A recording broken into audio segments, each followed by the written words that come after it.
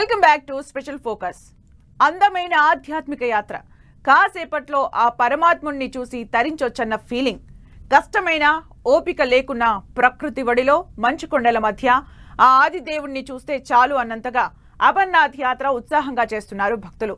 ప్రతికూల ప్రకృతి పరిస్థితుల మధ్య కిలోమీటర్ల దూరం నడుచుకుంటూ మంచు ఆకారంలో ఉన్న పరమశివుడి దర్శనానికి సాహసయాత్ర బాటపట్టారు. రికార్డు స్థాయిలో మొదటి 5 రోజుల్లోనే 1,00,000 మంది మంచులింగాన్ని దర్శించుకున్నారు. మరో 45 రోజుల పాటు యాత్ర కొనసాగనుంది. ఇంకెన్ని లక్షల మంది భక్తులు శివలింగాన్ని దర్శించుకోనున్నారు? ఏర్పాట్లు ఎలా ఉన్నాయి? Watch the story. ప్రకృతి ఒడిలో ఉత్సాహంగా అమర్నాథ్ యాత్ర. మొదటి 5 రోజుల్లోనే 1,00,000 దాటిన దర్శనాలు. మరో 45 రోజుల యాత్ర, భారీ అరేంజ్మెంట్స్. హిమగిరుల మధ్య భక్తుల సాహస యాత్ర.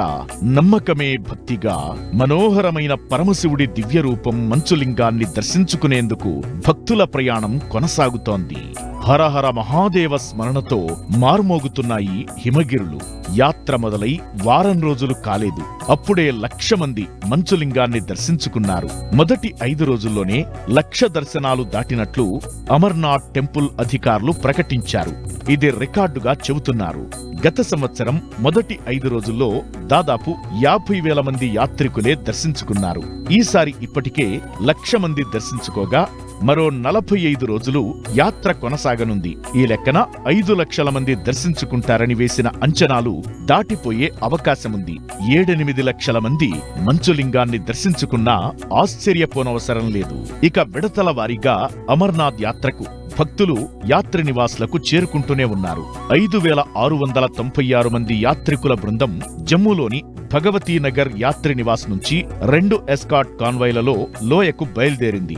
ఇందులో 2,028 మంది యాత్రికులు 97 వాహనాలతో కూడిన ఎస్కార్టెడ్ కాన్వాయ్లో ఉత్తర కశ్మీర్లోని బాల్టాల్ బేస్ క్యాంపుకు బయలుదేరగా 3,668 మంది 122 వాహనాలతో కూడిన మరో ఎస్కార్టెడ్ కాన్వాయ్లో దక్షిణ కశ్మీర్ పెహల్గాం బేస్ క్యాంపుకు వెళ్లారు. 2 రూట్లలో భక్తులు అమర్నాథ్ చేరుకుంటారు. అందులో ఒకటి పెహల్గాం బేస్ క్యాంప్ నుంచి నున్వాన్ మీదుగా చేరుకుంటున్నారు. ఈ రూట్ దాదాపు 48 కిలోమీటర్లు ఉంటుంది.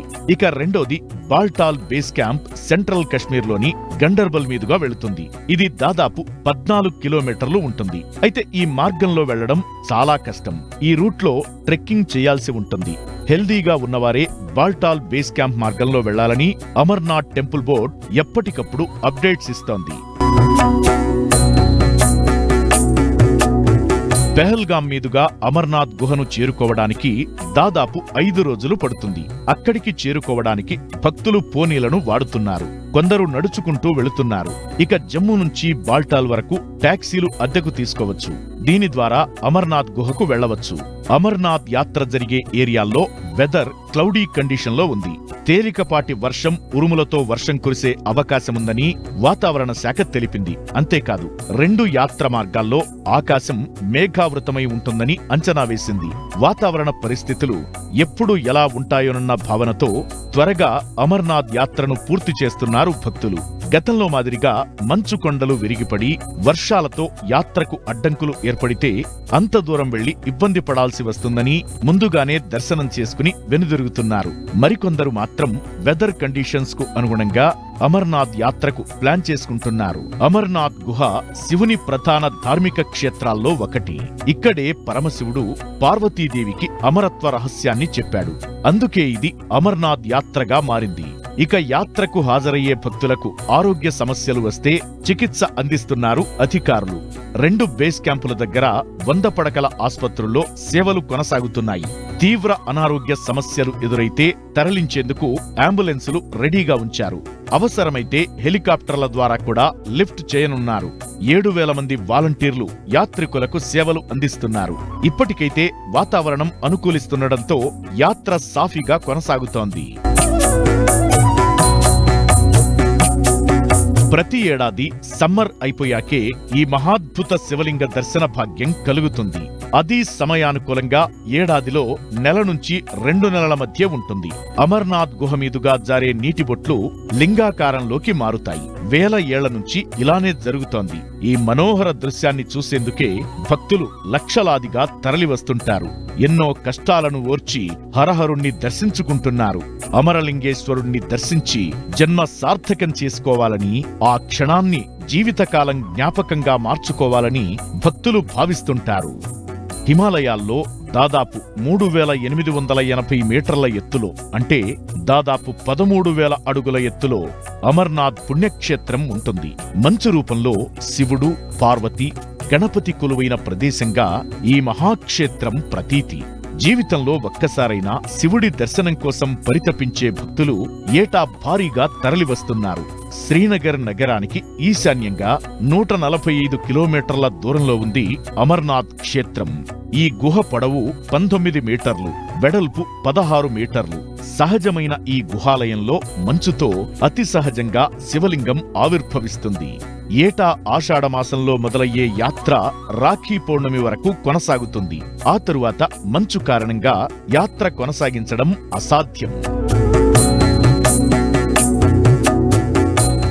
ఓవైపు రక్తం గడ్డకట్టే చలి, మరోవైపు ఉగ్రదాడి ముప్పు. కానీ పరమశివుడిని దర్శించుకోవాలనే పట్టుదల ముందు ఇవేవీ లెక్కలోకి రావు. హిందూ మతంలో అత్యంత పవిత్రమైన తీర్థయాత్రగా చెప్పబడే అమర్నాథ్ యాత్ర అంత ఈజీ అయితే కాదు. ఎన్నో సవాళ్లు, ఓ రకంగా మాటల్లో చెప్పలేనంత కష్టముంటుంది. అన్నింటినీ దాటి గుహలో శివలింగాన్ని చూశాక మనోహరమైన అనుభూతి, మాటల్లో చెప్పలేనంత తన్మయత్వం పొందుతారు భక్తులు. ఇంతకు అమర్నాథ్ యాత్ర వెనుక చరిత్ర ఏంటి? అంత ఎత్తులో ఉన్న గుహను దర్శించుకోవడానికి భక్తులు సాహసయాత్ర చేయడం వెనుక ఉన్న రహస్యమేంటి? యాత్ర ఎలా కొనసాగుతోంది? నిఘా నీడలో అమర్నాథ్ పరిసరాలు స్పెషల్ స్టోరీ చూద్దాం.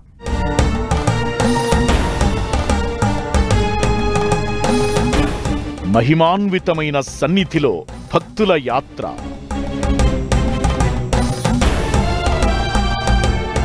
ముక్కంటి దర్శనం కోసం భక్తుల ముప్పు తిప్పలు.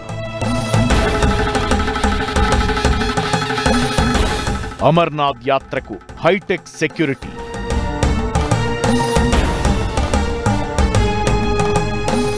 ఎంతో శ్రమను ఓరిస్తే తప్ప అమర్నాథ్ గుహకు చేరుకోలేం.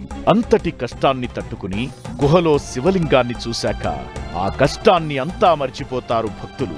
మహిమాన్వితమైన మనోహరమైన సన్నిధానంగా పిలిచే అమర్నాథ్ క్షేత్రం.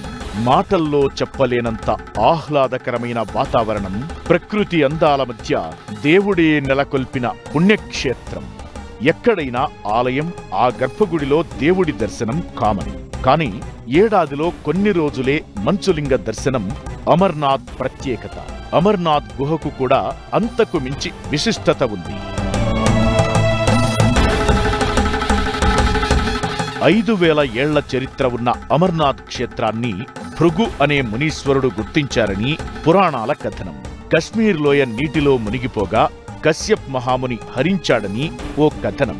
ఈ పురాణ గాథ ప్రకారం అమర్నాథ్ దర్శనం పొందిన మొదటి వ్యక్తి భృగుముని అని చెబుతుంటారు.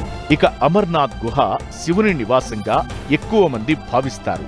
ప్రజాదరణ పొందిన నమ్మకాల ప్రకారం స్థానికంగా ఉండే గడారియా అనే కమ్యూనిటీ అమర్నాథ్ గుహను కనుగొందని, బాబా బర్ఫానీ మొదటిసారిగా దర్శనం చేసుకున్నారని మరో కథనం ప్రచారంలో ఉంది. పురాణ కథనాలు ఎలా ఉన్నా భక్తుల నమ్మకం మాత్రం అపారం. అమర్నాథ్ యాత్ర రాసిపెట్టి ఉంటే తప్ప చేయలేని తీర్థయాత్రగా చెబుతుంటారు భక్తులు. చాలా మంది మంచులింగ దర్శనం కోసం వెళ్లాలనుకుంటారు. కానీ ఆ దేవుడి ఆజ్ఞ ఉంటే తప్ప మనం ఆ గుహను దర్శించుకోలేమని భక్తుల విశ్వాసం. ఎన్నో ఏళ్లుగా అమర్నాథ్కు వెళ్లాలని అనుకున్నా కొందరికే ఆ భాగ్యం కల్పిస్తాడు ఆ పరమశివుడు. అందుకే ఎన్నో జన్మల పుణ్యం ఉంటే తప్ప మంచులింగాన్ని దర్శించుకోలేమని చెబుతుంటారు భక్తులు.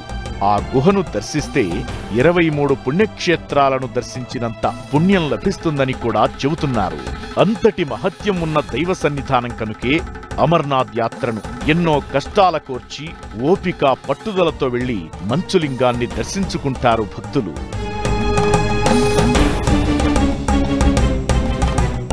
అమర్నాథ్ యాత్ర జూన్ 29న మొదలైంది. ఆగస్టు 19న ముగియనుంది. మొదటి వారంలోనే అమర్నాథ్ యాత్రకు భారీగా భక్తులు పోటెత్తుతున్నారు. అమర్నాథ్ గుహలో ఉన్న మంచు శివలింగాన్ని తొలి రోజున 13,000 మందికి పైగా భక్తులు దర్శించుకున్నారు. 52 రోజుల యాత్రలో ఇప్పటికే వారం రోజులు గడిచిపోయాయి. మరో 45 రోజుల పాటు యాత్ర కొనసాగే అవకాశముంది. అయితే ఈ యాత్ర సాఫీగా సాగిపోవాలంటే అనేక సవాళ్లు ఉంటాయి.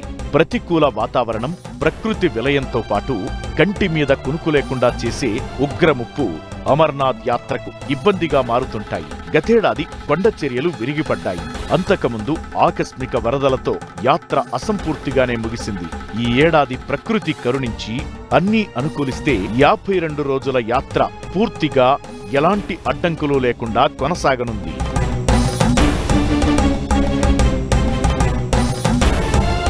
ఇక ఇటీవల జమ్మూ కశ్మీర్లో వరుసగా ఉగ్రవాద దాడులు, టెర్రరిస్టుల కదలికలతో టెన్షన్ పరిస్థితులు కొనసాగుతున్నాయి. అమర్నాథ్ యాత్రకు ముందే టెర్రర్ యాక్టివిటీ కనిపించడంతో ముందు నుంచే అలర్ట్ అయ్యాయి భద్రతా బలగాలు. కట్టుదిట్టమైన భద్రతా ఏర్పాట్లు కొనసాగుతున్నాయి. భారీ బందోబస్తు మధ్య జమ్మూ కశ్మీర్లోని జంట బేస్ క్యాంపులైన బాల్టాల్, నున్వాల నుంచి యాత్రికులు విడతల వారీగా బయలుదేరి అమర్నాథ్ మంచు శివలింగాన్ని దర్శించుకుంటున్నారు. జమ్మూ కశ్మీర్లో టైట్ సెక్యూరిటీ కంటిన్యూ అవుతోంది. భారీ భద్రతా బలగాలను మోహరించి డ్రోన్లు, 360 డిగ్రీస్ యాంగిల్ సీసీ కెమెరాలతో హైటెక్ అండ్ అడ్వాన్స్డ్ టెక్నాలజీతో నిఘా పెట్టారు. జమ్మూ శ్రీనగర్ హైవేపై ప్రతి కిలోమీటర్కో సెక్యూరిటీ చెక్పోస్ట్ పెట్టి తనిఖీలు చేస్తున్నారు. రాత్రింబవళ్లు సాయుధ బలగాలతో పహారా కంటిన్యూ అవుతోంది. ఉగ్రమూకల ఆనవాళ్లు ఉన్న చోట్లయితే భద్రతా బలగాలకు కంటి మీద కునుకు ఉండటం లేదు. భద్రతలో ఎలాంటి లోపం లేకుండా అన్ని విభాగాల సెక్యూరిటీ వింగ్ తో పాటు లోకల్ పోలీస్ సహకారం అందిస్తున్నారు. విడతల వారీగా వచ్చే అమర్నాథ్ యాత్రికులంతా ప్రతిరోజు సాయంత్రం 7 గంటల్లోగానే బేస్ క్యాంపులకు చేరుకోవాలని అధికారులు చెబుతున్నారు. భక్తులకు వీఐపీ సెక్యూరిటీ కల్పిస్తున్నాయి భద్రతా బలగాలు. సెక్యూరిటీ ఎస్కాట్ మధ్య జమ్మూ నుంచి కశ్మీర్లోని బేస్ క్యాంపులకు యాత్రికులు చేరుకుంటున్నారు. భక్తుల రద్దీని దృష్టిలో పెట్టుకుని అమర్నాథ్ యాత్ర సాఫీగా సాగేందుకు అధికార యంత్రాంగం నిరంతరం శ్రమిస్తోంది.